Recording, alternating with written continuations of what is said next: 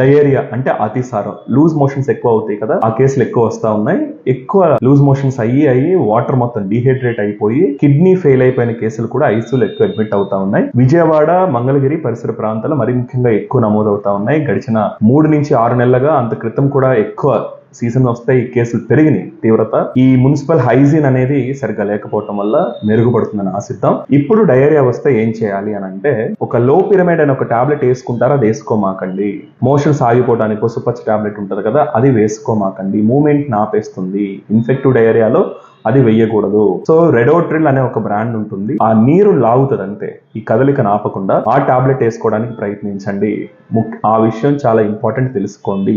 ORSL అని 30-40 రూపాయలు ఉండే జ్యూస్ ప్యాకెట్ లాంటివి తాగమాకండి. WHO ORS శాషెస్ మాత్రమే తాగండి. ఇంకోటి ఏంటంటే, ఎంత ఎక్కువ మోషన్స్ అయితే అంత ఎక్కువ నీళ్లు తాగుతా ఉండండి. మీ యూరిన్ ఎంత వెళ్తోంది, యూరిన్ ఏమైనా తగ్గుతుందా అనేది గమనించుకోండి.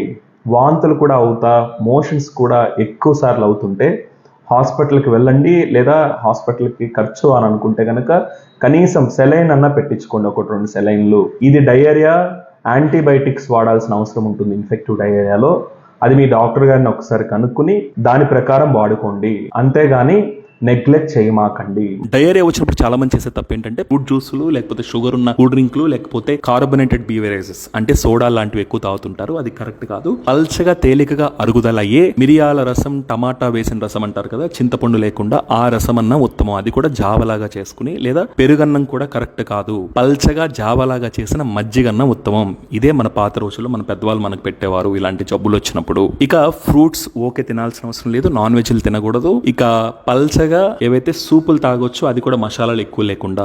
ఆహారం మీద ఎక్కువ ప్రియారిటీ పెట్టాల్సిన అవసరం లేదు. నీరు ఎక్కువ తాగాలి, అది ఇంపార్టెంట్. డయేరియా రాకుండా ఉండాలి అని అంటే, కాచి చల్లార్చిన నీళ్లు తాగండి మీరు మున్సిపల్ వాటర్ తాగుతున్నట్లయితే కనుక. లేదా మినరల్ వాటర్ క్యాన్లు ఉన్నాయి కదా, అవన్నీ నీట్గా ఉంటే ఆ క్యాన్లన్నా వేయించుకోండి. ఇంకొకటి ఏంటంటే, బయట చిరుతిళ్ళు, మరీ ముఖ్యంగా పానీపూరి లాంటివి తగ్గించండి. నీళ్లు తాగేటప్పుడు, బయట నీళ్లు తాగేటప్పుడు కొద్ది జాగ్రత్తలు తీసుకోండి. మీ వాటర్ బాటిల్ శుద్ధమైన నీళ్లు మీరు క్యారీ చేసుకోవడానికి ప్రయత్నించండి.